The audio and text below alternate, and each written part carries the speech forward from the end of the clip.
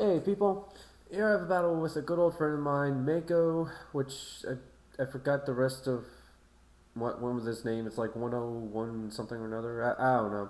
Anyway, he's using a Sun team, which right off the bat kind of ticks me off because yeah, I really don't like weather teams. But anyway, it was a fun battle. Wanted to post it and finally getting around to it. I led in with Latias just because I figured I could somewhat wall kind of a lot of pokes that he has on there because they shouldn't be able to do much except for maybe Darmanitan if it has U-turn. And not really worried about getting burned on Latias, of course, because it has no physical moves. So, yeah, I'm just going to stay in, scout out what he has. Burns, not but so worried about it. Gonna get some calm mines up if I can to do some damage. And he sends in Butterfly, his Volcarona.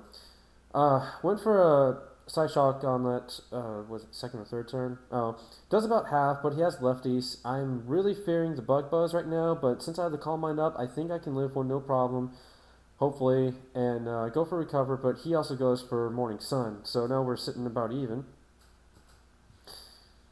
I'm a little bit less now due to burn, but I'm going to go for another Calm Mind, predicting him to either Bug Buzz or Quiver Dance himself. He goes for the Quiver Dance, and now I'm starting to get a little worried, because I'm slowly going down in health with the burn. I know this probably won't kill him, just with two Calm Minds, and he already has a Quiver Dance, and I have Life Orb on this thing.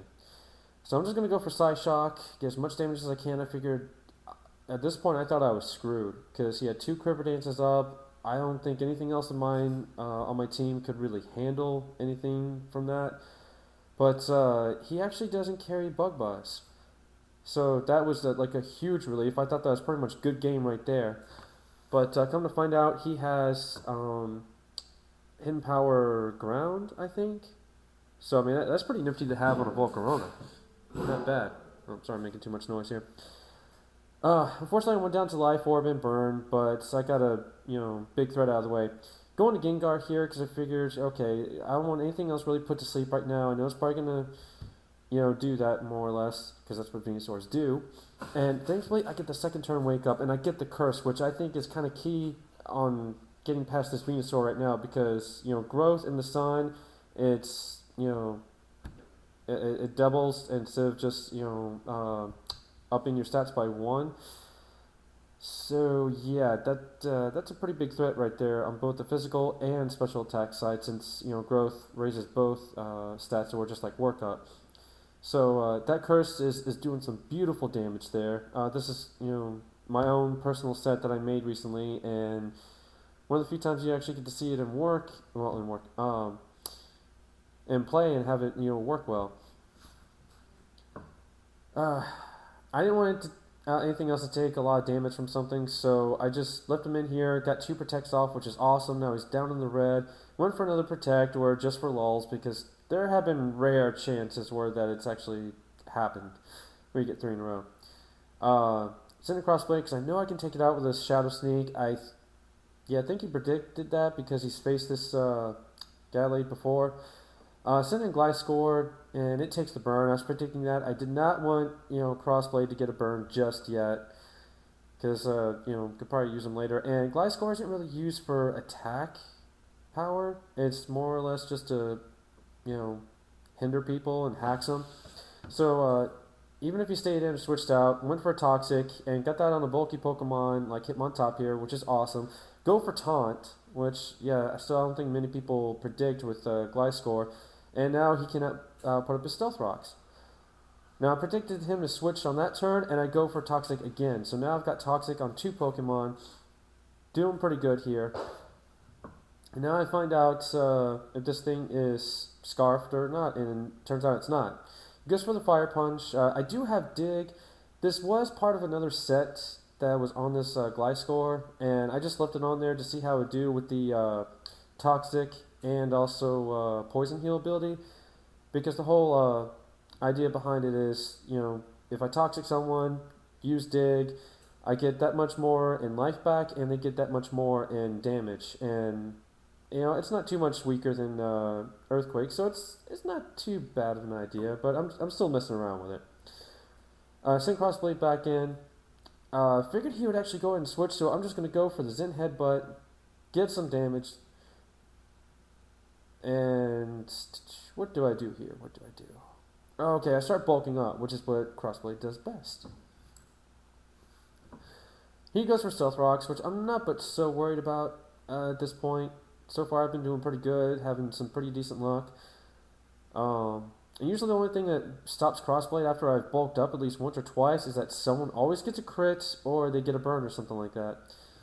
And right here, I figured, okay, I'm going to stay in, hope he misses, and he does. That's awesome. Drain Punch to the face. Firefox goes down. Google wins. I mean, wait, what? Oh, anyway. In comes Ape, and he goes for Fire Blast, and I thought, okay, well, I can live this. No crit right there. That just, ruined my whole game right there. I probably could have sailed through the rest of this just with Crossblade, but no. Had to go and crit me.